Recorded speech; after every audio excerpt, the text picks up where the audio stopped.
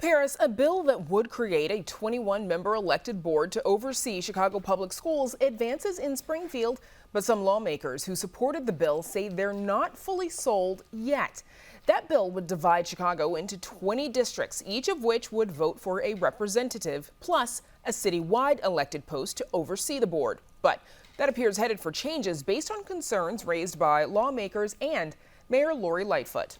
Joining us to talk about how they think the school board should be structured are CPS parents, Claiborne Wade, who favors an all-elected board, and Dwayne Davis, who'd like to see some members appointed and some elected. Gentlemen, thank you for joining us. So in today's hearing, city officials said Mayor Lightfoot supports changing the CPS board, though she does not support this particular bill that would end up with 21 board members. And Chicago's deputy mayor for education touted the gains that CPS has made in educating its students and the role that mayors have played in those improvements. Let's take a listen. These gains have been realized over a period of time when the person in the mayor's seat was held intimately accountable for the district's performance. COVID holds these gains in the balance. This is a time to protect the progress and stability of the district, a time to focus on reopening, time to focus on recovering our students' unfinished learning and restoring the social and emotional wellness of our students. So Claiborne, let's start with you, please. And I think we got the two of you swapped earlier. Our apologies for that. But Claiborne, you would like to see an all-elected board without any mayoral appointees. Tell us why. Well, I think when we have all an elected school board, that gives the people a chance to have their say-so in it, as well as our parents, especially when we sit down and have the conversation on the structure of how an elected school board should be. So you think an elected school board, an all-elected board, obviously allows more parents to participate in how the district is governed?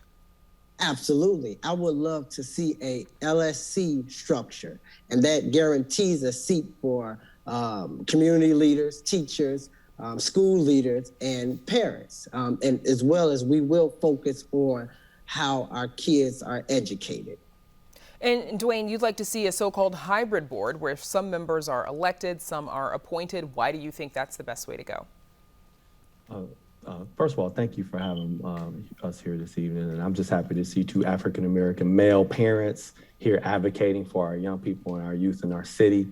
I think the hybrid board model, one in the history of Chicago with it basically always having an appointed board, that part of having the appointments is part of the way you can hold the mayor accountable for running as a person that supports education. I've always said there's never an elected official that says they're against education. They may be against how it's funded or what the processes may be. So I think that appointed portion just guarantees a little bit more accountability to the mayor. And then the elected portion, this is where Claiborne and I think agree, is that we need some guarantees on that elected portion that the campaign finance and the way that campaigns are financed in our city and our state and federally, like those rules need to change to allow parents the opportunity to run for a slot, to allow teachers or community members or community leaders to run for those spots. Because normally we think about democracy as this place where we all have access, but that access looks like you have to have money in order to be able to run. And we want people of modest means, people that represent our kids, and people that have kids in our schools to have that opportunity. Now, Chicago Public Schools Deputy Chief of Family and Community Engagement also testified at that hearing today and cautioned that an elected board does not necessarily come with guarantees. Here's some of what he said. LA has the largest elected school board in the country, and currently there are no parents on their board. An election does not guarantee equity among representation, as was seen in the elections in California.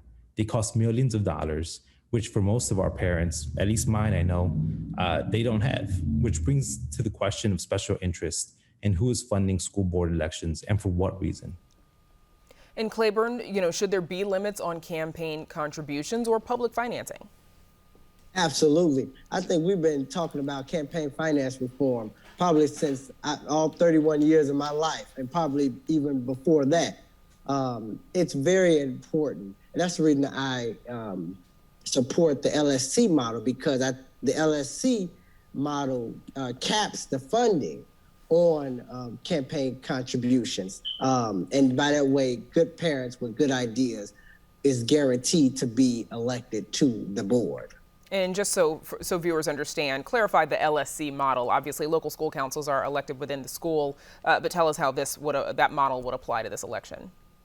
Well, as I said, it would guarantee members of the community, teacher leaders, parents, and in the bylaws or in their rules, it's either, I think it's a cap on it or a little at all that you have to raise money to run for the seats on your local school councils. And Dwayne, how can you ensure that parents are represented on the board if a board is open to elections? Yeah, I think this is where writing good legislation can kind of put some fences around what we're voting on and what gets voted on and enacted in the law. So to kind of riff off of Claiborne's point, if we say we have to have parents represented, so part of your petition process in order to even participate is that you have to verify that you're a parent of a CPS student.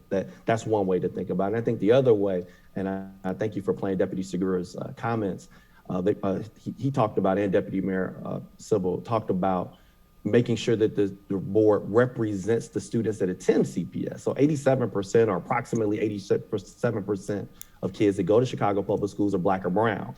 And some of the elected school boards and the models that you see, that the school board doesn't reflect the actual constituency of the young people and the families that send their kids to public schools.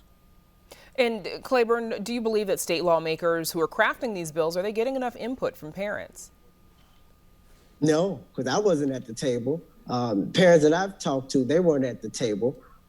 So, I haven't heard anything about coming to this table about, the bill that was presented earlier. And that does not reflect anything that the parents that I've talked to, they don't agree with that bill at all. Okay, and then we've got about 15 seconds left. Dwayne, I'm going to come to you. Do you expect that we will see some legislation on either a hybrid or fully elected school board pass this spring? I believe so. I believe our expectation is that Chicago's mayor will put something on the table as well. And as Chicago politics and statewide politics go, there'll be horse trading and there'll be compromise. But I expect to see some movement because I think it's the time. The time is now to make a change in what's been happening in our city. And they've been great gains and there's been great things that have happened, but it's the time to change how we do our school board in our city of Chicago. One that'll be closely watched, I'm sure. Thanks to Claiborne Wade and Dwayne Davis for joining us. I appreciate it. Thanks, Brandis. Thank you.